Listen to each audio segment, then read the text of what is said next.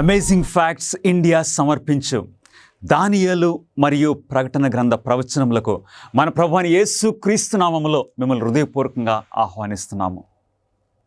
ఈరోజు చాలా ప్రాముఖ్యమైన అంశము మనకున్నది.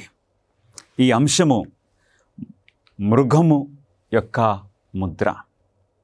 మృగం యొక్క ముద్ర ఏంటి? ఎప్పుడు ఇవ్వబడుతుంది?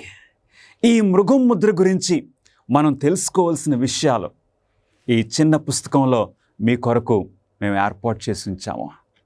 దయచేసి ఈ పుస్తకాన్ని మీరు ఉచితంగా పొందాలంటే ఈ స్క్రీన్ మీద ఉన్న నంబర్కి మీరు ఫోన్ చేయండి, లేక వెబ్సైట్ దర్శించండి.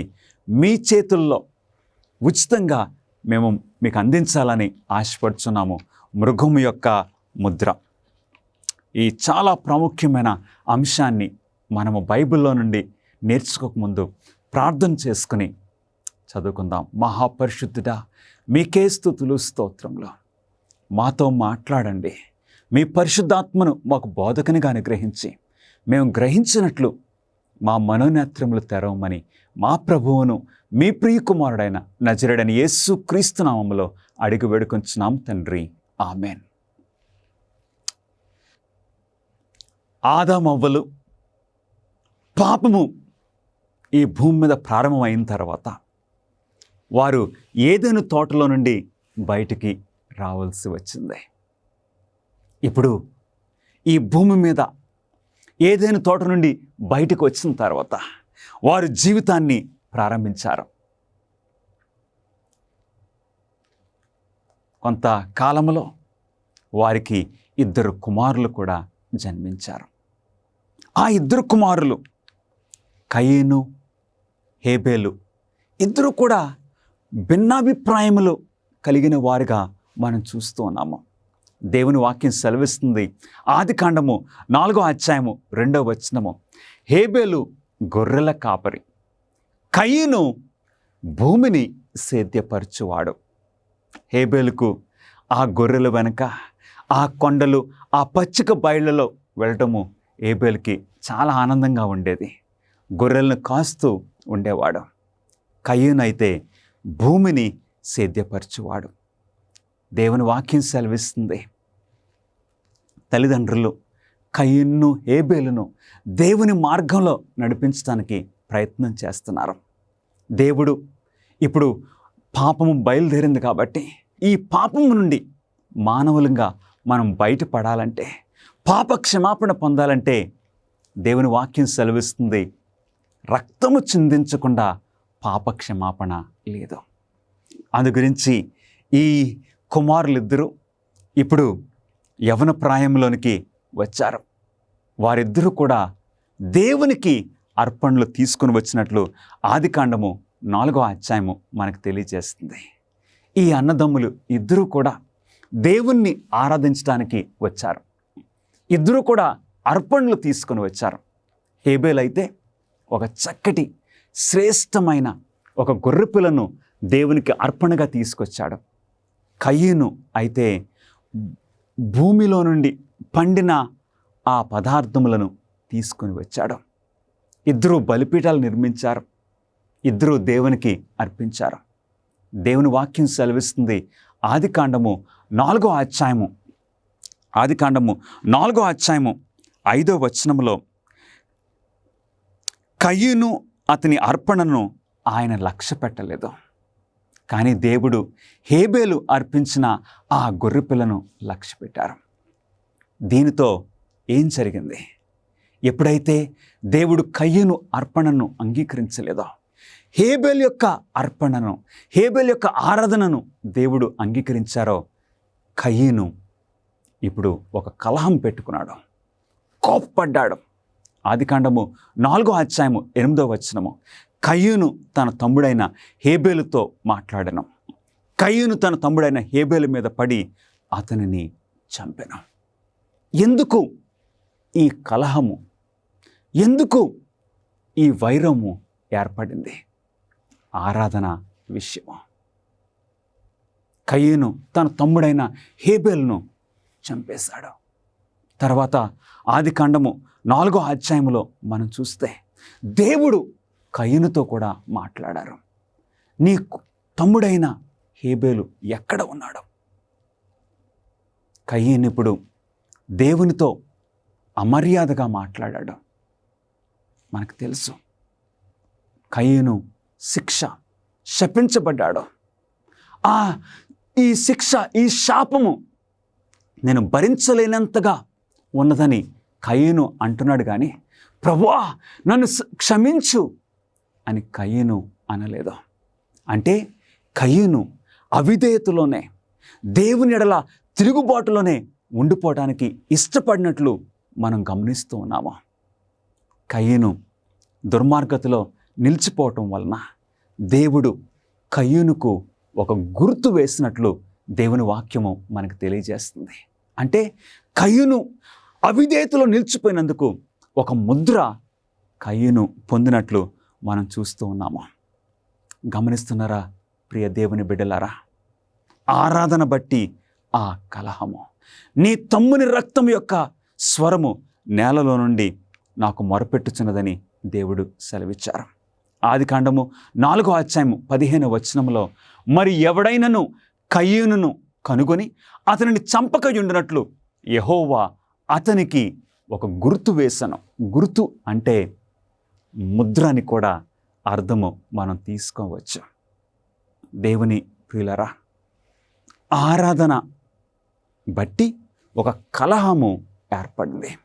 ప్రకటన గ్రంథంలో కూడా మనం చూసినట్లయితే ఈ చివరి దినాల్లో ప్రకటన గ్రంథములో 2 రకములైన ఆరాధించేవారు మనకు కనపడుతున్నారు. ఒకరి ఆరాధన దేవుడు అంగీకరిస్తున్నారు, మరొకరి ఆరాధన దేవుడు అంగీకరించట్లేదు. ఎలాగైతే దేవుడు కయ్యూను ఆరాధనను అంగీకరించలేదో అప్పుడు కయ్యూను మండిపడి హేబేలును చంపాడో, అలాంటి పరిస్థితి మరలా ఈ భూమి మీదకి రాబోతుందని దేవుని వాక్యం సెలవిస్తుంది. అంటే ఈ భూనివాసులందరూ 2 గుంపులుగా అవబోతున్నారు. దేవుడు ఉద్దేశించిన ప్రకారంగా, దేవుడు ఆజ్ఞాపించిన ప్రకారంగా ఎవరైతే దేవుణ్ణి ఆరాధన చేస్తారో వారు దేవుని ముద్రను పొందబోతున్నారు. ఎవరైతే వారి యొక్క అనుకూలను బట్టి, వారి యొక్క సొంత ఉద్దేశములను బట్టి కయ్యూను వలె ఎవరైతే దేవుణ్ణి ఆరాధించడానికి ప్రయత్నం చేస్తారో అట్టి వారికి కయ్యూను ఒక గుర్తు పొందినట్లు, ఒక ముద్ర పొందినట్లు వారు మృగం ముద్రను పొందబోతున్నారు. మొట్టమొదటి ప్రశ్నకు మనం వెళ్ళబోతున్నాము. చివరి 7 తెగుళ్ళు గుండా ఎవరు రక్షింపబడతారు? దేవుని యొక్క వాక్యము ప్రకటన గ్రంథము 15:1 కడవరి తెగుళ్ళని, 7 తెగుళ్ళు గురించి ప్రకటన గ్రంథము తెలియజేస్తుంది. ఆ చివరి 7 తెగుళ్ళలో ఎవరు భద్రపరచబడతారు, ఎవరు రక్షింపబడతారు? దేవుని వాక్యాన్ని మనం చూద్దాం ప్రియులరా. ప్రకటన గ్రంథము 7:3 ఈ దూత మేము మా దేవుని దాసులను వారి నొసళ్ళయందు ముద్రించి వరకు భూమికైనను సముద్రముకైనను చెట్లుకైనను హాని చేయవద్దని బిగ్గరగా చెప్పాను. ప్రకటన గ్రంథము 7:3 దేవుని దూతలు దేవుని ప్రజలను, దేవుని దాసులను, దేవుణ్ణి ఆరాధించే వారిని, దేవుని యొక్క ఆజ్ఞలు గైకొని వారిని దేవుని దూతలు ముద్రిస్తూ ఉన్నారు. ఆ ముద్రించే ఆ పని పూర్తయ్యే వరకు ఇక మీరేమీ హాని చేయకూడదని ఆ భూమి మీద విసురు గాలులను ఆఫ్ చేసే ఆ 4 దూతలకు ఈ దేవుని ముద్ర గల ఆ దూత సెలవిస్తూ ఉన్నారు. అవును ప్రియులరా, దేవుని బిడ్డలు ఆ చివరి 7 తెగుళ్ళ నుండి భద్రపరచబడతారు. నీతిమంతుల నొసళ్ళ యందున్న ఆ ముద్ర ఏమిటి? దేవుని ప్రజలు వారి నొసళ్ళ మీద పొందే ఆ ముద్ర ఏమిటి? దేవుని వాక్యము మనకి సెలవిస్తుంది. యెషయా గ్రంథము 8వ అధ్యాయము 16వ వచనములో, ఈ ప్రమాణ వాక్యమును కట్టుము, ఈ బోధను లేక ధర్మశాస్త్రమును ముద్రించి నా శిష్యులకు అప్పగింపము. గమనిస్తున్నారా ప్రియులరా? అంటే ధర్మశాస్త్రము, దేవుని యొక్క 10 ఆజ్ఞలలో దేవుని ముద్ర కనపడుతుందని యెషయా గ్రంథము 8వ అధ్యాయము 16వ వచనము మనకు తెలియజేస్తుంది. ఉదాహరణకు బైబిల్ కాలంలో ఆ టైంలో రాజులు వారు ఒక శాసనం చేసినప్పుడు ఆ శాసనము మీద వారు ముద్రించాలి కదా. రాజుగారి యొక్క అధికారాన్ని బట్టి వారు ముద్రించాలి. ముద్రించవలసి వచ్చినప్పుడు ఆ రాజులు ఏం చేసేవారో తెలుసా? వారు ఇచ్చిన శాసనం మీద సరిగ్గా మధ్యలో సెంటర్లో వారు రాజుగారి యొక్క ముద్ర వేసేవారు. గమనించినట్లయితే దేవుని ముద్ర కూడా దేవుడు తన స్వహస్తముతో ఇచ్చిన 10 ఆజ్ఞలు, దేవుని శాసనాలు, దేవుని శాసనాల్లో కూడా సరిగ్గా సెంటర్లో మధ్యలో దేవుని ముద్రను మనం పొందొచ్చు. దేవుని ముద్రలో ఏ విషయాలు ఉంటాయి? ప్రాముఖ్యంగా 3 విషయాలు మనం గమనించవచ్చు. ఏ ముద్ర అయినా సరే 3 విషయాలు మనం చూడొచ్చు. మొట్టమొదటిది పేరు. అవును, ఏ రాజుగారు అయితే శాసనాన్ని చేస్తున్నారో ఆ రాజుగారి ముద్రలో రాజుగారి పేరు ఉంటుంది. అలాగే దేవుని ముద్రలో దేవుని పేరు. రెండవది ఆయన బిరుదు నామము లేక హోదా. ఆయన రాజు లేక దేవుని విషయంలో అయితే దేవుడు మన సృష్టికర్త. తర్వాత ఆయన ప్రభుత్వము, ఆయన అధికారము ఎంతవరకు చెల్లుతుందో దేవుని ముద్రలో మనకు కనపడుతుంది. అంటే దేవుని ముద్రలో దేవుని పేరు, దేవుని బిరుదునామము, ఆయన ప్రభుత్వము. ఆయన ముద్ర, దేవుని ముద్ర, దేవుని యొక్క ధర్మశాస్త్రము కేంద్ర భాగమున మధ్యలో ఉన్నదని మనం గమనిస్తున్నాం. ఆ టైంలో రాజులు వారు శాసనం చేసినప్పుడు ఆ ముద్రను సరిగ్గా సెంటర్లో వేసేవారు. అట్లాగే రాజులకు రాజు, ప్రభువులకు ప్రభు అయిన మన దేవాది దేవుడు మరి ఆయన శాసనాలు మనకిచ్చినప్పుడు ఆయన ముద్ర కూడా సెంటర్లో ఉంటున్నట్లు, ఆయన ఆజ్ఞల్లో మధ్యలో ఉంటున్నట్లు మనం గమనిస్తూ ఉన్నాం ప్రియులరా. 10 ఆజ్ఞలలో అధికార ముద్రకు ఉండవలసిన అన్ని అంశాలు ఏ ఆజ్ఞలకు ఉన్నవి? దేవుడు మనకు 10 ఆజ్ఞలను ఆయన ఇచ్చారు. రాతి పలకల మీద రాసి మోషేకి ఇచ్చారు. దేవుడిచ్చిన ఆ 10 ఆజ్ఞలలో దేవుని ముద్ర ఏ ఆజ్ఞలో ఉంటుంది? దేవుని వాక్యం నుండి మనం చూద్దాం. నిర్గమాకాండము 20వ అధ్యాయము 11వ వచనంలో దేవుని వాక్యం సెలవిస్తుంది. 6 దినములలో యెహోవా ఆకాశమును, భూమిని, సముద్రమును, వాటిలోని సమస్తమును సృజించెను. గమనిస్తున్నారా ప్రియులారా? దేవుని యొక్క ముద్ర దేవుడిచ్చిన 10 ఆజ్ఞల్లో 4వ ఆజ్ఞలో మనకు కనపడుతుంది. దేవుడిచ్చిన 10 ఆజ్ఞలు ఎలా ఉన్నాయండి? నేను తప్ప వేరొక దేవుడు మీకు ఉండకూడదు.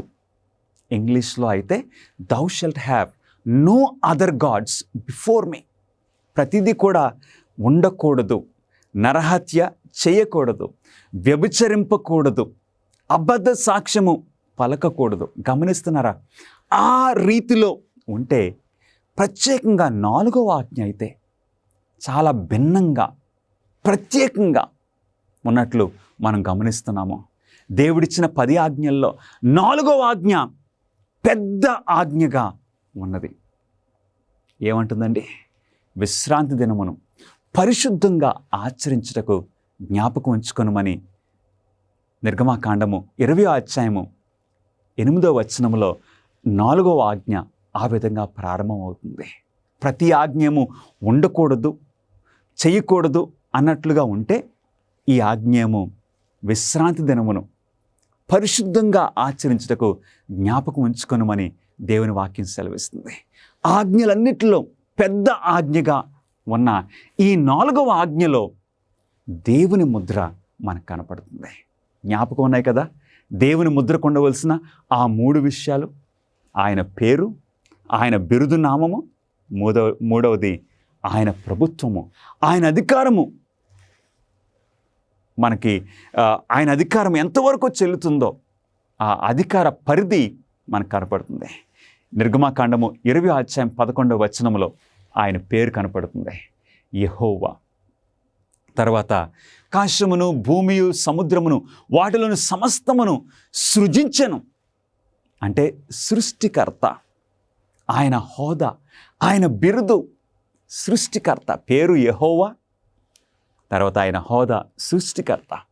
తర్వాత మూడవది ఆయన ప్రభుత్వము, ఆయన అధికార పరిధి ఏంటండి? ఆకాశము, భూమియు, సముద్రమును, వాటిలోని సమస్తము. మనము మృగమును గుర్తించి ఉన్నాము. అయితే దాని అధికార ముద్ర ఏమిటి? ఇంతకుముందు మన వర్తమానంలో మృగము అంటే ఏంటో మనం చూసాము. ఆ మృగము ఏ అధికారానికి సూచనగా ఉన్నదో మనం చూసాము. ఆ మృగం యొక్క అధికార ముద్ర ఏమిటో మనం చూద్దాము. ఇక్కడ మనకి స్క్రీన్ మీద క్యాటకిజం అని కనపడుతుంది. రోమన్ క్యాథలిక్ సంఘానికి ఇది క్యాటకిజం అంటే వారి యొక్క పద్ధతులు, ప్రశ్న సమాధానము రూపంలో ఈ పుస్తకంలో రాయబడ్డాయి. ఇప్పుడు చూద్దామండి. ఈ ప్రశ్న ఈ గ్రంథములో, ఈ క్యాటకిజంలో ప్రశ్న ఏమున్నది? విశ్రాంతి దినము ఏ రోజు? ఇప్పుడు సమాధానము, జవాబు శనివారము విశ్రాంతి దినము. ఎవరు చెప్తున్నారు ఈ మాటలు? మన రోమన్ క్యాథలిక్ సంఘం వారు. విశ్రాంతి దినము ఏ రోజు? దేవుణ్ణి ఆరాధించవలసింది ఏ రోజు? వారిచ్చే సమాధానము శనివారము విశ్రాంతి దినము. తర్వాత ప్రశ్న, మరి శనివారానికి బదులుగా ఆదివారమున మనం ఎందుకు ఆచరిస్తున్నామని ఈ గ్రంథములో మన రోమన్ క్యాథలిక్ సహోదరులు ప్రింట్ చేసిన ఈ క్యాటకిజంలో ఈ మరొక ప్రశ్న, మరి ఎందుకు బైబిల్ ప్రకారంగా విశ్రాంతి దినము శనివారం అయితే మనం ఎందుకు ఆదివారమున మొదటి దినమును ఎందుకు ఆరాధిస్తున్నామో ఆ సమాధానము ఆ పుస్తకంలోనే మనకు కనపడుతుంది. సమాధానం ఏంటండి? అందరం చదువుదామా? క్యాథలిక్ సంఘము సబ్బాతు పరిశుద్ధతను శనివారము నుండి ఆదివారానికి బదిలీ చేసినందున మనము శనివారానికి బదులుగా ఆదివారాన్ని ఆచరిస్తున్నాము. ఈ బదిలీ, ఈ ట్రాన్స్ఫర్, ఈ మార్పిడి ఎవరు చేశారు?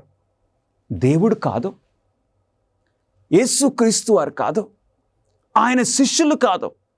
మరి ఎవరు చేశారు ఈ బదిలీ? క్యాథలిక్ సంఘము సబ్బాతు పరిశుద్ధతను శనివారం నుండి ఆదివారానికి బదిలీ చేసినందుకు వారు మార్చారని ఎవరు చెప్తున్నారు? రోమన్ క్యాథలిక్ సంఘము వారి యొక్క గ్రంథము క్యాటకిజం మనకు తెలియజేస్తుంది. తర్వాత ప్రశ్న, శాసన పర్వదినములను నియమించడానికి సంఘానికి అధికారం ఉన్నదని నిరూపించడానికి మీకు వేరే ఆధారాలు ఉన్నాయా? ఈ ప్రశ్న ఏమడుగుతుందంటే, ఇలాగ మార్చడానికి, ఇలాగ పరిశుద్ధ దినములను నియమించడానికి లేక మార్చడానికి మీకు అధికారం ఉన్నదని చెప్పడానికి ఏదన్నా ఆధారం ఉన్నదా? వారిచ్చే సమాధానము అందరం చదువుదామా? సంఘానికి అటువంటి అధికారమే లేకపోతే ఆధునిక మతవాదులందరూ దానితో ఏకీభవించేలా అది చేయలేదు. 7వ దిన విశ్రాంతి దినం స్థానంలో వారంలో మొదటి రోజైన ఆదివారపు ఆచరణను భర్తీ లేక మార్పు చేయలేకపోయేది. ఈ మార్పుకు లేఖనములో ఎటువంటి ఆధారము లేదు. మన క్యాథలిక్ సహోదరులు ఏమని చెప్తున్నారండి? ఇలా మార్చడానికి విశ్రాంతి దినాన్ని శనివారము అని బైబిల్ చెప్తుంటే మనం ఆదివారానికి మార్చాము. ఈ ఆదివారాన్ని మార్చడానికి ఈ లేఖనములో ఎటువంటి ఆధారము లేదు. మన అధికారంతో మనం మార్చాము. ఇట్టి అధికారము మనకున్నదని అందరూ కూడా ఏకీభవిస్తున్నారు, అంగీకరిస్తున్నారని వారెంతో ధైర్యంతో చెప్తూ ఉన్నారు. గమనిస్తున్నారా ప్రియులారా? ఈరోజు సత్యమేంటో నీవు గ్రహించగలుగుతున్నావా ప్రియ సహోదరుడా, నా సహోదరి? ప్రకటన గ్రంథము 13లోని 2వ మృగము ఏమి చేయనట్లు అందరినీ బలవంతము చేయుచున్నది. ప్రకటన గ్రంథం 13వ అధ్యాయంలో 2వ మృగము మనకు కనపడుతుంది. ఈ 2వ మృగము భూమి మీద నుండి బయటకు వస్తుంది. 2 కొమ్ములు కలిగి ఉన్నది. ఈ మృగము ఏం చేస్తుందో మనం చూద్దాం. ప్రకటన గ్రంథము 13వ అధ్యాయము 16వ వచనంలో దేవుని వాక్యం సెలవిస్తుంది. కాగా కొద్దివారు కానీ, గొప్పవారు కానీ, ధనికులు కానీ, దరిద్రులు కానీ, స్వతంత్రులు కానీ, దాసులు కానీ అందరూ తమ కుడి చేతి మీదనైనను తమ నొసటి అందైనను ముద్ర వేయించుకొనున్నట్లును అది వారిని బలవంతము చేయుచున్నది. గమనిస్తున్నారా? ప్రతి ఒక్కరూ కూడా కొద్దివారేంటి, గొప్పవారేంటి, ధనికులేంటి, దరిద్రులేంటి, స్వతంత్రులేంటి, దాసులేంటి, ప్రతి ఒక్కరూ కూడా వారి కుడి చేతి మీదనైనను నొసటి మీదనైనను ఆ ముద్ర వేయించుకోమని బలవంతం చేస్తుంది. గమనిస్తున్నారా ప్రియులరా? ఆ మృగము ముద్ర అందరూ కూడా వారి కుడి చేతి మీద నొసటి మీద వేయించుకోవాలని బలవంతం చేస్తున్నట్లు దేవుని వాక్యం సెలవిస్తుంది. అట్టి బలవంతము జరిగినప్పుడు నీ పరిస్థితి ఏంటి ప్రియ సహోదరుడా, సహోదరి? అట్టి బలవంతం జరిగినప్పుడు నీవేం చేస్తావు? వేయించుకుంటావా లేక దేవుని పక్షమున నిలబడతావా? ఇప్పుడు ఎవరికైనా మృగం యొక్క ముద్ర ఉన్నదా? ఎవరైనా సరే ఇప్పుడు మృగం ముద్రను కలిగి ఉన్నారా? దేవుని వాక్యము ఏం సెలవిస్తుంది? ప్రకటన గ్రంథంలోనే మనం చూడొచ్చు. ప్రకటన 13వ అధ్యాయము 17వ వచనంలో ఆ ముద్ర అనగా ఆ మృగము పేరైనను దాని పేరట సంఖ్య అయినను గలవాడు తప్ప క్రయ విక్రయములు చేయుటకు మరి ఎవనికిని అధికారము లేకుండునట్లును. అవును, అంటే ఈ మృగం ముద్ర బలవంతంతో ఉంటుంది. ఇంకెలా ఉంటుంది? అది క్రయ విక్రయములకు సంబంధించి ఉంటుంది, ఆర్థిక విషయాలకి సంబంధించి ఉంటుంది. ఇట్లాంటి అధికారము, ఇట్లాంటి శాసనము ఏదన్నా వచ్చిందా ఈ భూమి మీద? ఇంకా రాలేదు. అంటే దీనిని బట్టి మనం గ్రహిస్తున్నాము, ఇంకా మృగము ముద్ర ఎవరూ కూడా పొందలేదు. హల్లెలూయా! ఈ మృగం ముద్ర అనేది భవిష్యత్తులో బహు త్వరలో రాబోతుంది. అందుగురించే దేవుడు నిన్ను ప్రేమించి నన్ను ప్రేమించి మనకి హెచ్చరిక దేవుడు చేస్తూ ఉన్నారు, మనల్ని సిద్ధపరుస్తున్నారు. మనం మృగం ముద్ర పొందకూడదని దేవుని యొక్క ఉద్దేశం. అంటే దేవుని ఉద్దేశం ఏంటి? దేవుని ముద్రను మనం పొంది దేవుని రాజ్యములో మనం ప్రవేశించాలని దేవుడు ముందే మనకి హెచ్చరిక చేస్తూ ఉన్నారు. గమనిస్తున్నారా ప్రియులరా? ఈ మృగం ముద్ర ఇంకా ఎవరూ పొందలేదు. ప్రకటన గ్రంథము 13వ అధ్యాయము 12వ వచనంలో మరియు చావు దెబ్బ తగిలి బాగుపడి ఉన్న ఆ మొదటి మృగమునకు భూమియు దానిలో నివసించు వారును నమస్కారము చేయనట్లు అది బలవంతము చేయుచున్నది. చూస్తున్నావా? ఏంటి? ఈ మృగం ముద్ర అనేది బలవంతంతో ఉన్నది. అందరి మీదకి ఫోర్స్, బలవంతంతో రాబోతుంది. ఇష్టమైతే తీసుకోవటం, లేకపోతే లేదు కాదు. అలా కాదు, అందరికీ బలవంతము. ఈ మృగం ముద్ర ఆర్థిక విషయాలకి సంబంధించి ఉంటుంది. ఆ మృగం ముద్ర పొందిన వారు మాత్రమే వారు కొనగలరు, అమ్మగలరు. అలాంటి పరిస్థితుల్లో నా ప్రియ సహోదరుడా, సహోదరి, నీవేం చేస్తావు? మృగం ముద్ర ఇంకా రాలేదు, కానీ బహు త్వరలో వస్తుంది. విచ్ఛిన్నమైపోయినటువంటి ప్రపంచంలో దేవుని యొక్క ప్రణాళిక ప్రవచనాల ద్వారా మీరు తెలుసుకోవాలని కోరుతూ ఉన్నారా?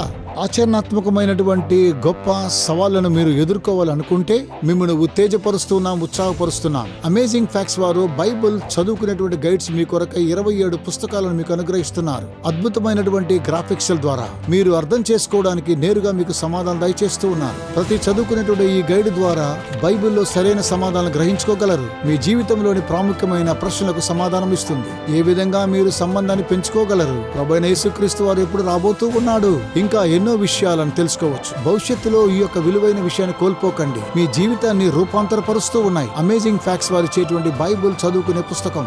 ఇవి మీకు ఇంగ్లీష్ లోను, హిందీ, తమిళ్, తెలుగులో మీకు లభిస్తూ ఉన్నాయి. వేచి ఉండకండి, వెంటనే మీ యొక్క స్టడీ గైడ్స్ ను ఇప్పుడే ఆర్డర్ చేయండి. AFTV.in అనేటువంటి మా వెబ్సైట్ ని సంప్రదించి వెంటనే పొందండి. 7వ ప్రశ్న, దేవుని ముద్ర లేదా మృగం యొక్క ముద్ర కంటికి కనిపించే గుర్త? ఈ మృగం ముద్ర కానీ దేవుని ముద్ర కానీ ఇది మనకు కనపడే ఒక ముద్రగా ఉంటుందా? సమాధానం ఏంటి? దేవుని వాక్యము ఈ ప్రశ్న గురించి మనకేమి సమాధానం ఇస్తుంది? నా ధర్మ విధులను వారి హృదయమును అందించి వారి మనస్సు మీద వాటిని రాయుదును అని ప్రభువు చెప్పుచున్నాడు. అవును, దేవుని ముద్ర కానీ మృగం ముద్ర కానీ కనపడే రీతిలో మనకుంటుందా? దాన్ని మనం చూడగలమా? దృశ్యమైనదిగా ఉంటుందా? దేవుడు ఏమంటున్నారండి? నా ధర్మ విధులను, అంటే దేవుని యొక్క ఆజ్ఞలను వారి హృదయమందుంచి వారి మనస్సు మీద నేను వారిని రాస్తానని దేవుడు సెలవిస్తూ ఉన్నారు. అంటే హృదయములో అంటే మన అంగీకారము, దేవునికి సమర్పించుకున్నవారు, దేవుని ఆజ్ఞలను గైకొను వారికి వారు దేవుని ముద్రను పొందబోతున్నారు. దేవుని ముద్రను మనం చూడగలుగుతామా? మానవులంగా మనం చూడలేమా? కానీ దేవునికి తెలుస్తుంది. దేవదూతలు చూడగలరు. ప్రసంగి 9వ అధ్యాయము 10వ వచనంలో, చేయుటకు నీ చేతికి వచ్చిన ఏ పని అయినను నీ శక్తి లోపము లేకుండా చేయము. అంటే ఈ ముద్ర, మృగం ముద్ర, దేవుని ముద్ర అయితే నొసటి మీదే వారు పొందుతారు. మృగం ముద్ర అయితే నొసటి మీదనైనను కుడి చేతి మీదనైనను. అంటే ఏంటి? నొసటి మీద అంటే ఏంటో తెలుసా ప్రియులరా? మన అంగీకారాన్ని తెలియజేయటం. ఎందుకంటే ఈ ఈ ఈ చోట మన మనస్సులో మన అంగీకారాన్ని తెలియచేస్తున్నాము. మన డిసిషన్స్ అన్నీ ఇక్కడ మనం చేసుకుంటున్నాము. అంటే ఎవరైతే దేవునితో ఏకీభవిస్తారో, దేవుని ఆజ్ఞలకు లోపడతారో వారు దేవుని ముద్రను పొందుతారు. ఎవరైతే దేవునికి వ్యతిరేకంగా సాతానుకు లోబడతారో, సాతాను విషయాలకి అంగీకరిస్తారో అట్టివారు మృగం ముద్రను పొందుతారు. మరి ఎందుకు మృగం ముద్ర కుడి చేతి మీద కూడా వస్తుంది? ఇక్కడేమో అంగీకారము చేతి మీద, ఎందుకంటే దానితో ఏకీభవిస్తున్నారు. ఆ మృగం ముద్ర అంటే ఆ మృగం ముద్ర పొందటానికి ఆ సాతాను క్రియలలో వారు ఏకీభవిస్తున్నారు. అందుగురించి వారి చేతి మీద కూడా పొందబోతున్నారు మృగం ముద్ర. వారి క్రియలు పాపపు క్రియలే, వారు బలాత్కారము చేయువారే. ఎక్కడి నుండి వస్తున్నాయండి ఈ ఆలోచనలన్నీ? క్రియ అన్నది ఎక్కడి నుండి వస్తుంది? హృదయములో. ఆలోచన తర్వాత ఈ క్రియ ప్రతిఫలము మాత్రమే. నిర్గమకాండము 13వ అధ్యాయం 9వ వచనంలో, ఈ ఆచారము నీ చేతి మీద నీకు సూచనగాను నీ కన్నుల మధ్య జ్ఞాపకార్థముగా ఉండును. దేవుడు సెలవిచ్చారు. అవును, దేవుని విషయములు మనము మన మనసులో ఉంచుకోవాలి, మన కన్నుల మధ్య ఉంచుకోవాలని దేవుని వాక్యం సెలవిస్తుంది. కాబట్టి నొసళ్ళ యందు దేవుని ధర్మశాస్త్రము మరియు దేవుని ముద్ర. హెబ్రీయులకు రాసిన పత్రిక 8వ అధ్యాయం 10వ వచనంలో, వారి మనస్సులో నా ధర్మ విధులను ఉంచెదను, వారి హృదయముల మీద వాటిని రాయుదును, నేను వారికి దేవుడయ్యుందును, వారు నాకు ప్రజలయ్యుందురని దేవుడు సెలవిస్తున్నారు. ఈ మృగం ముద్రను లేక దేవుని ముద్ర కనపడేదిగా ఉండదు. మన అంగీకారాన్ని బట్టి అది మనం పొందబోతున్నాము. దాని బలాన్ని మరియు అధికారాన్ని సూచించడానికి మృగానికి ముద్ర ఉన్నది. దేవునికి కూడా తన అధికారానికి సూచనగా ముద్ర ఉన్నదా? అంటే దేవుని ముద్ర ఏంటి? మృగం యొక్క అధికారానికి ఒక ముద్ర ఉంది, అలాగే దేవుని అధికారానికి దేవునికి కూడా ఒక ముద్ర ఉన్నది. అదేంటో మనం తెలుసుకుందాము. ఇక్కడ యెహెజ్కేలు గ్రంథము 20వ అధ్యాయము 12వ వచనంలో, మరియు యెహోవానగు నేనే వారిని పవిత్రపరచువాడనని వారు తెలుసుకున్నట్లును నాకును వారికి మధ్య విశ్రాంతి దినములను వారికి సూచనగా నేను నియమించుతునే. ఆ సూచన అనే ఆ మాటకు ముద్ర అని కూడా వస్తుంది ప్రియులారా. సీల్ అనే మాట వస్తుంది. అంటే దేవుడు మనల్ని పవిత్రపరచువాడు. మనల్ని మనము మార్చుకోలేము, మనల్ని మనము పవిత్రపరచుకోలేము. అందుకే దేవుడు అంటున్నారు, నేను మిమ్మల్ని పవిత్రపరుస్తాను, నేను మిమ్మల్ని మీ పాపముల నుండి క్షమించి మిమ్మల్ని సమస్త దుర్నీతి నుండి విడుదల చేసి నీతిమంతులుగా నేను చేస్తాను. అందుకు నేను మిమ్మల్ని పవిత్రపరచువాడినని మీరు తెలుసుకున్నట్లు విశ్రాంతి దినములను వారికి సూచనగా నియమించుతునే. అంటే మనం విశ్రాంతి దినాన్ని పాటించినప్పుడు, విశ్రాంతి దినాన్ని మనము ఆచరించినప్పుడు మనం ఏం చేస్తున్నామో తెలుసండి? ఇదిగో నా దేవుడు, నా విమోచకుడు, నన్ను పవిత్రపరచు నా దేవుడు, నా పాపాలను క్షమించే దేవుడని మనం దేవుణ్ణి హెచ్చిస్తూ ఉన్నాము. యెహెజ్కేలు గ్రంథము 20వ అధ్యాయము ఇప్పుడు 20వ వచనములో మనం చూస్తే, నేను నియమించిన విశ్రాంతి దినములను ఆచరించుడి. దేవుడు అంటున్నారా, నేను నియమించిన విశ్రాంతి దినములను ఆచరించుడి, నేను మీ దేవుడైన యెహోవానని మీరు తెలుసుకున్నట్లు ఆ విశ్రాంతి దినములు నాకును మీకును మధ్య సూచనగా ముద్రగా ఉండునని దేవుని వాక్యం సెలవిస్తుంది. అంటే ఇక్కడ దేవుడు ఏమంటున్నారో తెలుసండి, నేను మీ దేవుణ్ణని, మీరు నా ప్రజలని,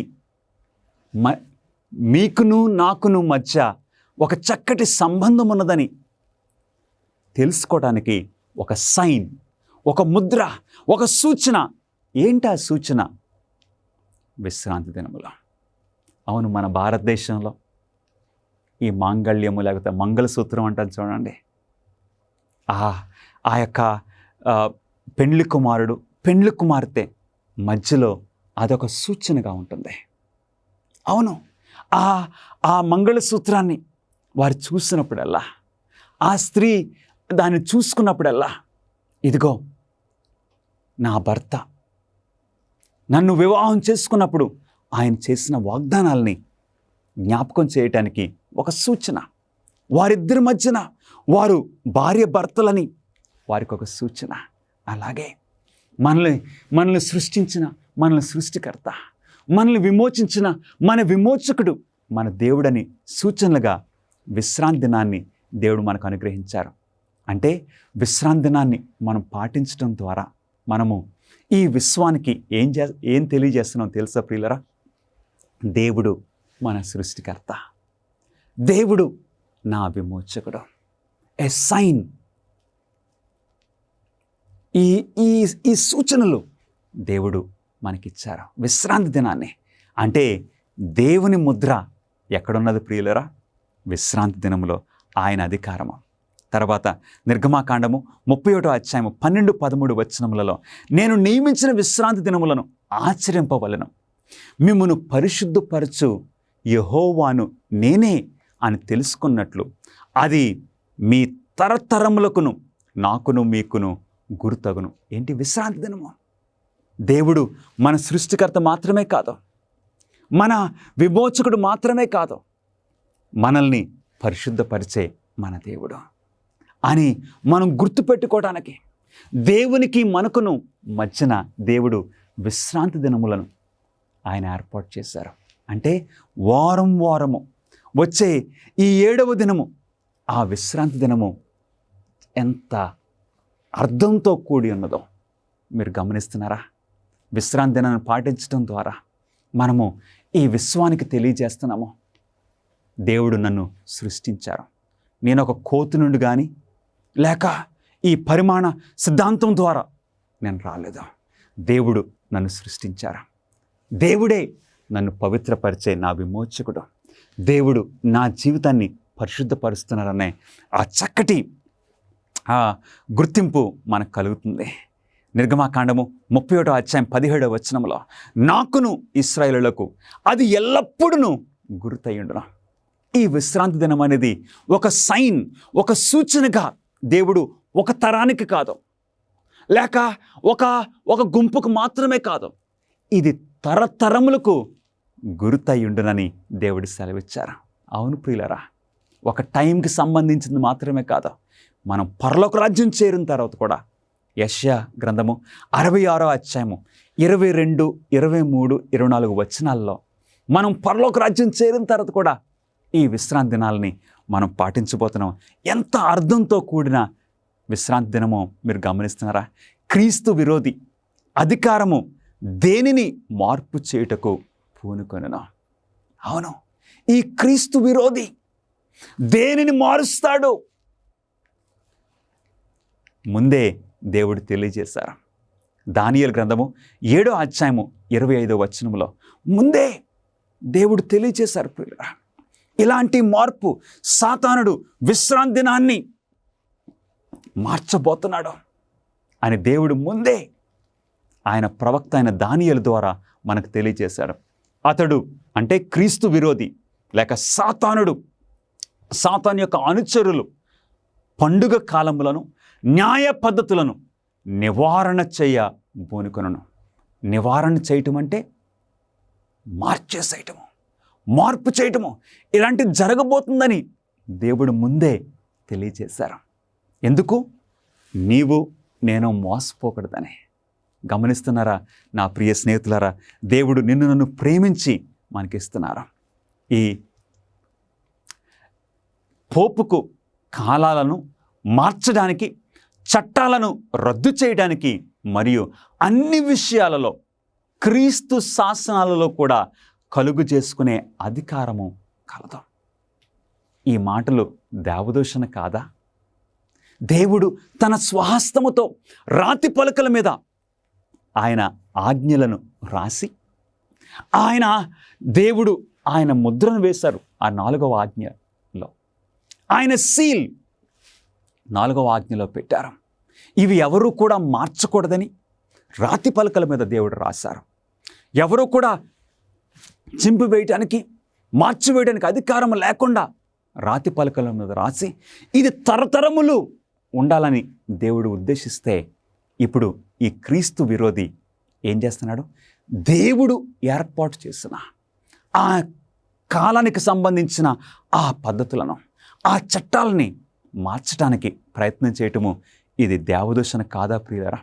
వాస్తవానికి క్యాథలిక్ సంఘము ఈ మార్పు తన చర్యేనని పేర్కొన్నది. మరియు ఈ చర్య మతాధికార విషయాలలో మరియు మతపరమైన విషయాలలో కలుగు చేసుకునే దాని అధికారానికి గుర్తని కూడా పేర్కొన్నది. అంటే ఇలాగ మార్చటము మా అధికారంతో మారుస్తున్నాము అని తెలియజేస్తున్నారు. ఈ మార్చటమే మా అధికారానికి గుర్తని పేర్కొన్నది. గమనిస్తున్నారా నా ప్రియ స్నేహితులారా? ఈ రోజున ఇది క్యాథలిక్ వారి గురించి కాదండి. ఎందుకంటే క్యాథలిక్ సంఘములో నాకు ఎంతోమంది స్నేహితులు ఉన్నారు, మంచి క్రైస్తవులు మనకు అక్కడ కనపడుతున్నారు. వారిని ఉద్దేశించి ఈ వర్తమానం కాదు. సాతానుడు ఏ విధంగా మారుస్తున్నాడో, సాతానుడు మార్చే ఈ విషయాల్ని బైబిల్ మనకు తెలియజేస్తుంది కాబట్టి ఈ విషయాల్ని మీతో పంచుకుంటున్నాము. గమనించమని నేను కోరుచున్నాను. బహుశా ధైర్యమైన విషయాలు, సంఘము చేసిన అత్యంత విప్లవాత్మక మార్పు మొదటి శతాబ్దంలో జరిగింది. పరిశుద్ధ దినము, విశ్రాంతి దినమును శనివారం నుండి ఆదివారానికి మార్చబడింది.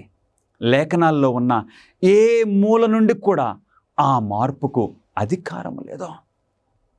శనివారము విశ్రాంతి దినము ఆదివారానికి మార్చడానికి ఈ లేఖనాల్లో ఎక్కడా కూడా ఆధారము లేదు. కానీ అది సంఘానికి అధికారం ఉన్నదన్న దాని సొంత భావన నుండి జరిగినది.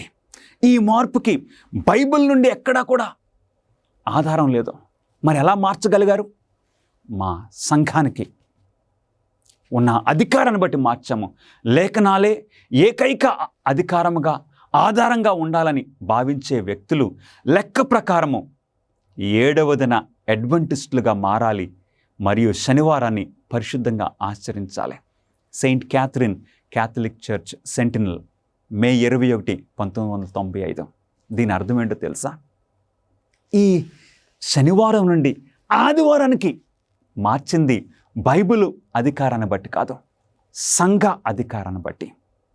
కాబట్టి ఎవరైనా సరే బైబిల్ ప్రకారంగా మీరు పాటించాలి అన్నట్లయితే వారు ఖచ్చితంగా 7వ దిన అడ్వెంటిస్టులుగా మారాలి అని క్యాథలిక్, ఈ సెంటినల్, ఈ పత్రిక తెలియజేస్తుంది. అపోస్తల కార్యములు 5వ అధ్యాయము 29వ వచనంలో పేతురు, అపోస్తలులు ఏమన్నారో తెలుసా అండి? అందుకు పేతురును అపోస్తలులను మనుషులకు కాదు దేవునికే మేము లోబడవలను కదా అని చెప్పారు. నా ప్రియ స్నేహితుడా, నా ప్రియ సహోదరి, నీవు ఎవరికి లోబడాలని నీవు ఆశపడుచున్నా? ఇదిగో, ఎలాగైతే ఆరాధనకు సంబంధించిన విషయము కయ్యూను హేబేలు మధ్యన ఒక కలహము తీసుకుని వచ్చిందో, ఇప్పుడు ఆరాధన సంబంధమైన విషయంలో ఇట్టి ఒకరేమో ఆదివారం అంటున్నారు, కానీ దేవుని వాక్యమేమో శనివారం అని తెలియజేస్తుంది. మరి ఎవరికి నీవు లోబడతావు? పేతురు, అపోస్తలులు వారేమంటారంటే, మేము దేవునికే లోబడవలను, మనుషులకు కాదు, మనుషులు మార్చిన పద్ధతులు కాదు, మనుషుల యొక్క సాంప్రదాయాలు కాదు, మేము దేవునికే లోబడాలి. ఈ రోజున దేవుడు నిన్ను ఈ ప్రశ్న అడుగుతున్నారు, నీవెవరికి లోబడతావు? పోప్ ఫ్రాన్సిస్ పరిణామ సిద్ధాంతము నిజమని గమనిస్తున్నారా? ఇటీవల 2014 సంవత్సరంలో అక్టోబర్ 28వ తేదీన వాషింగ్టన్ పోస్ట్లో వారిచ్చిన స్టేట్మెంట్లు ఏంటండి? బిగ్ బ్యాంగ్ సిద్ధాంతాన్ని సమర్థిస్తున్నాడు. దేవుని వాక్యమేమో దేవుడు మనలను సృష్టించారు, ఆయన స్వహస్తాలతో దేవుడు సృష్టించారు, ఆయన నోటి మాటతో ఇవన్నీ దేవుడు సృష్టించి మానవుల్ని ఆయన చేతి పనిగా సృష్టించారని దేవుని వాక్యం సెలవిస్తుంటే, పోప్ ఫ్రాన్సిస్ గారు పరిణామ సిద్ధాంతం అంటే ఎవల్యూషన్ థియరీ, అది నిజమని ఆయన సమర్థిస్తున్నారు. ఎంత విచారమో! ప్రకృతిలో పరిమాణం సృష్టి అనే భావనకు భిన్నంగా లేదు. ఎందుకంటే పరిణామం చెందుతున్న జీవుల సృష్టి అవసరము. ఎంత విచారం ప్రియులరా! ఏ విధంగా దేవుని యొక్క వాక్యము నుండి మనం దూరంగా వెళ్ళిపోతున్నామో. ఈ బైబిల్లో దేవుణ్ణి ఆరాధించడానికి ప్రాముఖ్యమైన కారణం ఏంటో తెలుసా? నేను సృష్టికర్తను కాబట్టి దేవుడు ఆరాధించమని అడుగుతున్నారు. దేవునికి తర్వాత ఇతర ఈ దేవతలకు తేడా ఏంటో తెలుసా? దేవుడు సృష్టికర్త కాబట్టి, ఆయన మనల్ని సృష్టించారు కాబట్టి మన ఆరాధనకు దేవుడు యోగ్యుడు. కానీ ఈ రోజున క్రైస్తవ మతాధికారులంటూ అందరూ కూడా శాంతిదూత అంటూ చూస్తున్న ఈ దేవుని సేవకులు ఏమంటున్నారు? ఈరోజు సృష్టికర్త నుండి మనల్ని దూరంగా చేస్తున్నారు. ఇంకేంటో తెలుసా? మనం ఆదికాండమును అక్షరాల అర్థం చేసుకోకూడదు. ఈ బైబిల్, ఈ లేఖనాలను ఒక ప్రక్క నుండి మన ప్రభువైన యేసుక్రీస్తు వారు ఏం చెప్పారు? లేఖనములను పరిశోధించండి. ఈ లేఖనములను పరిశోధించినప్పుడు మీకు నిత్యజీవం కలుగుతుంది. కానీ వారేమంటున్నారు? మతాధికారులు, మనం అక్షరాల అర్థం చేసుకునే అవసరం లేదు, దీనిని సంపూర్ణంగా అర్థం చేసుకునే అవసరం లేదు. ఈ రోజున ఇలాంటి భిన్నాభిప్రాయములు ఉన్న ఈ పరిస్థితుల్లో నీవు ఎవరికి లోబడతావు? తన పురాతన యాజకులు లేక పాస్టర్లను గురించి దేవుని విమర్శలేమిటి? దేవుడు ఏమని సెలవిచ్చారు? మలాకీ గ్రంథము 2వ అధ్యాయము 8-9 వచనాల్లో ఆ పాత నిబంధన కాలంలో అప్పుడున్న దైవ సేవకులు ఎలా ప్రవర్తించారో దేవుడు ఈ విధంగా విమర్శ చేస్తున్నారు. ధర్మశాస్త్ర విషయంలో మీరు అనేకులను అభ్యంతరపరిచి నా మార్గములను అనుసరింపక ధర్మశాస్త్రమును బట్టి విమర్శించుటలో మీరు పక్షపాతులు. ఆ టైంలో ఉన్న దేవుని యొక్క యాజకులు దేవుని ప్రజలను ధర్మశాస్త్ర విషయంలో మళ్ళించేస్తున్నారు. అందుగురించి దేవుడు వారిని లెక్కడుగుతూ ఉన్నారు. పిల్లరా, ఈరోజు కూడా దేవుడు ఈ టైంలో ఉన్న దైవ సేవకులను కూడా దేవుడు లెక్కడుగుతున్నారు. దేవుని పురాతన నాయకులు ఆయన ధర్మశాస్త్రంలోని గొప్ప విషయాలను ఎలాగ పరిగణించారు? దేవుని వాక్యం సెలవిస్తుంది. హోషేయ గ్రంథము 4వ అధ్యాయము 6వ వచనము, నీవు నీ దేవుని ధర్మశాస్త్రమును ఏంటండి మరచితివి, దేవుని యొక్క ఆజ్ఞలను మర్చిపోయావు. ఈ రోజున పరిస్థితి కూడా అలాగే అయ్యింది. హిస్టరీ రిపీట్స్ ఇట్ సెల్ఫ్ అని చెప్తారు. ఆ పాత నిబంధనలో ఆ కాలంలో జీవించిన వారు, ఆ యాజకులే ప్రజలను తప్పుదారిని పట్టించారు. ఈ టైంలో కూడా ఇదే జరుగుతుంది. హోషేయ గ్రంథము 8వ అధ్యాయము 12వ వచనము, నేను అతని కొరకు నా ధర్మశాస్త్రమును పరిపూర్ణముగా వ్రాయించి నియమించినను వాటిని అతడు అన్యములుగా ఎంచెను.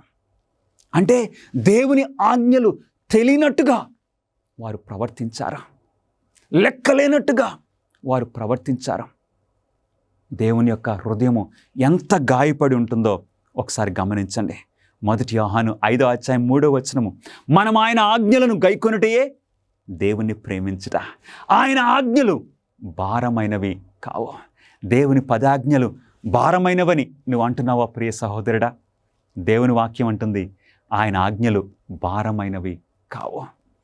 దేవుని ప్రేమించడం అంటే దేవుని ఆజ్ఞలు గైకొనటమే. మీరు నన్ను ప్రేమించిన ఎడల నా ఆజ్ఞలు గైకొనుదురని మన ప్రభువైన యేసుక్రీస్తు వారు యోహాను సువార్త 14వ అధ్యాయము 15వ వచనంలో తెలియజేస్తున్నారు. తన పరిశుద్ధ విశ్రాంతి దినమునకు సంబంధించి దేవుడు మత నాయకులకు ఏ ప్రత్యేకమైన గంభీరమైన గద్దింపును ఇచ్చారు. దేవుని వాక్యం సెలవిస్తుంది. యెహెజ్కేలు గ్రంథము 22వ అధ్యాయము 8వ వచనంలో, నాకు ప్రతిష్టములగు వస్తువులను నీవు తృణీకరించుచున్నావు, నా విశ్రాంతి దినములను నీవు అపవిత్రపరచుచున్నావు. దేవుడు వారిని గద్దిస్తున్నారు. నా ప్రతిష్ఠ దినములను, నా విశ్రాంతి దినములను నీవు అపవిత్రపరుస్తున్నవారిని దేవుడు గద్దిస్తున్నారు. అంత మాత్రమే కాదు, దాని యాజకులు నా ధర్మశాస్త్రమును నిరాకరించుదురు, నాకు ప్రతిష్టములకు వస్తువులను అపవిత్రపరచుదురు. ప్రతిష్టమైన దానికిని సాధారణమైన దానికిని భేదము ఎంచరు. అంటే ఏది పరిశుద్ధమైనది, ఏది సాధారణమైనది తేడా తీసేశారు. అందుకు దేవుడు వారిని గద్దిస్తున్నారు. ప్రియులరా, యెహెజ్కేలు గ్రంథము 22వ అధ్యాయము 26వ వచనము, నేను విధించిన విశ్రాంతి దినములను ఆచరింపరు, అనగా తమ కన్నులు మూసుకొనిచున్నారు, వారి మధ్య నేను దూషింపబడుచున్నాను. ఎప్పుడైతే దేవుని యొక్క ఆజ్ఞలను మనం అతిక్రమిస్తున్నామో దేవుణ్ణి మనం దూషిస్తున్నాం, దేవుని మరలా సిలువకు అప్పగిస్తున్నాం. నీ జీవితంలో దేవుణ్ణి నువ్వు దూషిస్తున్నావా ప్రియ సహోదరుడా, సహోదరి? మరియు దాని ప్రవక్తలు వ్యర్థమైన దర్శనములు కనుచు యెహోవా ఏమీయు సెలవీయనప్పుడు ప్రభు అని యెహోవా ఇలాగూ సెలవిచ్చుచున్నాడని చెప్పుచు వట్టి సోదెగాండ్రయ్యి జనులు కట్టిన మంటి గోడకు గచ్చపోత పూయువారై ఉన్నారు. దేవుని మాటకు విరుద్ధంగా, దేవుని విషయాలకి విరుద్ధంగా వారు చేస్తూ ఉన్నారు. గమనిస్తున్నారా ప్రియులరా? ఏ నిర్దిష్ట పాపాన్ని ఖండించమని దేవుడు తన నాయకులకు ఆజ్ఞాపించాడు. యెషయా గ్రంథము 58వ అధ్యాయంలో దేవుడు తెలియజేస్తున్నారు, తారక బూర ఊదినట్లు ఎలుగెత్తి బిగ్గరగా కేకలు వేయము, వారు చేసిన తిరుగుబాటును నా జనులకు తెలియచేయము. అవును ప్రియులరా, ఈ వర్తమానం ద్వారా మనం ఏ విషయంలో తప్పిపోయామో దేవుడు తెలియచేయమని అడుగుతున్నారు. దేవుని వాక్యాన్ని పాటించడానికి నీవు ఇష్టపడుచున్నావా? దేవుడు అంటున్నారు, నా విశ్రాంతి దినమున వ్యాపారం చేయకుండా నాకు ప్రతిష్ఠితమైన దినమని నీవు ఊరుకుండిని ఎడల దేవుడు ఆయన ప్రజలకు ప్రతిసారి విశ్రాంతి దినం గురించి జ్ఞాపకం చేస్తూ ఆయన తీసుకుని వస్తూ ఉన్నారు. విశ్రాంతి దినము మనోహరమైనదనియో, యెహోవాకు ప్రతిష్ఠ దినమనియో, ఘనమైనదనియో అనుకొని దానిని ఘనముగా ఆచరించిన ఎడల నీవు యెహోవా యందు ఆనందించదవు. నీ జీవితంలో ఎవరి మాట వింటా? దేవుని మాట లేక సాంప్రదాయమా? దేవుడు విశ్రాంతి దినం గురించి నిన్ను అడుగుతున్నారు. నీవు యేసు ప్రభువును అంగీకరించి ఆయనను పూర్తిగా వెంబడించాలని నిర్ణయించుకున్నప్పుడు ఏం జరుగుతుందో తెలుసా? నేను సాత్వికుడను, దీనమనసు గలవాడును గనుక మీ మీద నా కాడి ఎత్తుకొని నా యొద్ద నేర్చుకొనుడి, అప్పుడు మీ ప్రాణములకు విశ్రాంతి దొరుకును. శాంతి, నెమ్మది నీ జీవితంలో దేవుని ఆజ్ఞలను గైకొన్నప్పుడు ఆ నెమ్మది అది అనుభవించాలి, రుచి చూడాలి. నా ప్రియ సహోదరి సహోదరులరా, ప్రకటన గ్రంథం 15వ అధ్యాయము 2వ వచనంలో యోహాను చూశాడు ఒక గొప్ప జన సమూహము మరియు అగ్నితో కలిసి ఉన్న స్ఫటికపు సముద్రం వంటిది ఒకటి నేను చూచితిని. ఆ క్రూర మృగమునకును దాని ప్రతిమకును పేరుగల సంఖ్యకును లోబడక వాటిని జయించువారు దేవుని వీణగలవారై ఆ స్ఫటికపు సముద్రం వద్ద నిలిచినట్టు చూచితిని. ఈ సమూహం ఏంటో తెలుసండి? మృగం ముద్రను స్వీకరించలేదు, దేవుణ్ణి ఆరాధించారు. దేవుని ముద్రను పొందినవారు దేవుని సింహాసనానికి సమీపంగా ఉన్నారు. ఈరోజు నీవును ఆయనను నీ స్వరక్షకుడిగా ఎన్నుకున్నవాడవని నిదర్శనంగా ఆయన విశ్రాంతి దినము ధ్వజము క్రిందికి రావాలని ఇప్పుడే నిర్ణయించుకుంటున్నావా? దేవుణ్ణి పాటించాలని, దేవుని యొక్క ఆజ్ఞలను పాటించడం, విశ్రాంతి దినాన్ని పాటించడానికి నీవు నిర్ణయం చేసుకుంటున్నావా? మృగం యొక్క ముద్రకు వద్దని చెప్పకముందు నీవు దేవుని ముద్రకు అవునని చెప్పాలి. యేసు నీ జవాబు కొరకు నీ హృదయం అనే తలుపు యొద్ద నిలబడి తట్టుచూ ఉన్నారా? అవును ప్రియులరా, ఎవరి పక్షమున నీవుంటావు? ఏ ముద్రను పొందాలని నీవు ఆశపడుతున్నావు? దేవుని ముద్ర, మృగం ముద్ర? నిర్ణయము నీదే. దేవుడు నిన్ను ఆశీర్వదించును గాక. ఆమేన్. గత 50 సంవత్సరాలుగా అమేజింగ్ ఫ్యాక్ట్స్ వారు బైబిల్ సత్యాలను ప్రపంచవ్యాప్తంగా ప్రకటిస్తూ ఉన్నారు. యేసుక్రీస్తు వారు సెలవిచ్చిన మేరకు ప్రతి రాజ్యానికి సువార్త ప్రకటిస్తున్నాం. రాజులకు, ఆయా భాషలు మాట్లాడే వారికి, మీరు మా కోసం చేసే ప్రార్థనలకు సహకారానికి వందనాలు తెలియజేస్తున్నాం. చెట్లు అందమైనవి మరియు చెట్టుగా తయారవడానికి అవసరమైన ప్రతిదీ ఒక చిన్న విత్తనంలో నుండి వస్తుందంటే ఆశ్చర్యంగా అనిపిస్తుంది కదా. ఎందుకంటే అద్భుతం ఏంటో తెలుసా? చిన్ని QR కోడ్ లోపల మీరు ఆధ్యాత్మికంగా ఎదగడానికి మీకు కావాల్సినవన్నీ ఉన్నవి. Amazing facts India link tree ఇది. దీన్ని స్కాన్ చేయండి అంతే. వెంటనే మీరు మా బైబిల్ అధ్యయన ప్రణాళిక, మా వెబ్సైట్, మా book store, YouTube, Facebook, Instagram, ShareChat, మీరు ఇప్పుడు కనెక్ట్ అయ్యారు. ఈ చిన్న QR కోడ్ని స్కాన్ చేయండి. ఈ రోజే మీ ఆధ్యాత్మిక ఎదుగుదలకు శ్రీకారం చుట్టండి.